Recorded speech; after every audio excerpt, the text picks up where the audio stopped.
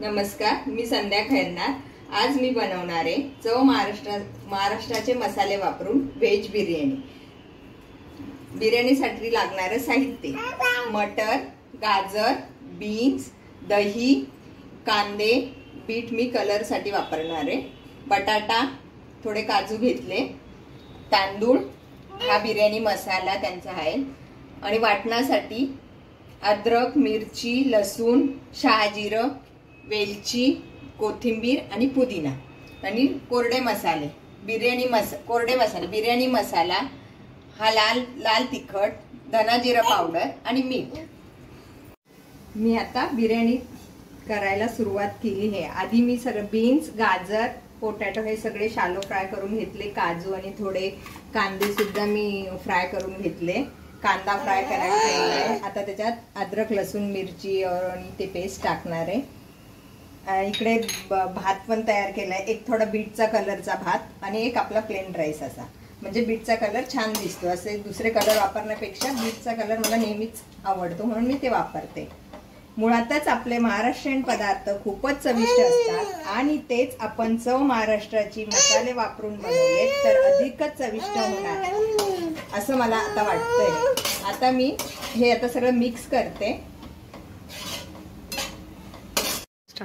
आता माझा कांदा, अद्रक, लसूण, मिरची पेस्ट हे तयार झाले। आता मी हे कोरडे मसाले टाकते, त्यानंतर आता त्याच्यात दही टाकते,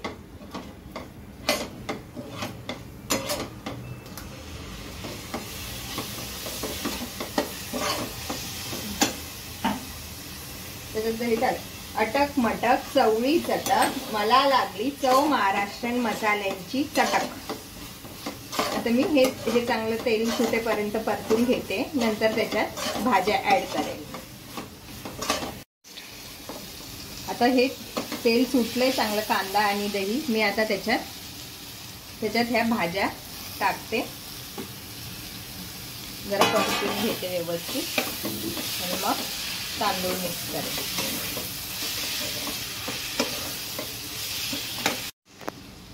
आता भाज्या, कांदा सगळं अगदी व्यवस्थित परतून झाले। आता मी भात मिक्स करायला घेते। असा प्लेन राईस आहे, मी मिक्सच करणार आहे, असं लेअर वगैरे काही देणार नाहीये, कारण मला तसं मिक्स केलेला चांगला जास्त आवडतं। आणि मध्ये मध्ये हा कलर पण छान दिसतो ना, मला खूप आवडतो तो। बीटचा कलर खूप छान येतो, थोडं म्हणून बीट आतमध्ये गेलंय तर कलर येण्यासाठी टाकलंय मी। हा थोडा आता मिक्स करून मी त्याला एक वाफ काढून घेते। मिक्स केलेले आता सगळं हे मी मिक्स केलेले, जरा एक वाफ काढून घेते, झाकण ठेवून जरा एक वाफ काढून घेते, मग मी प्लेटिंग करते।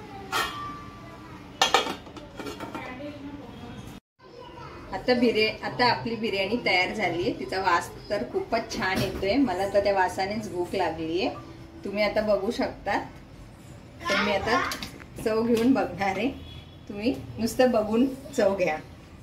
आपण म्हणतो ना, आवडीने खाणार त्याला देव देणार, तसं आज मी म्हणते आवडीने खाणार त्याला चव महाराष्ट्र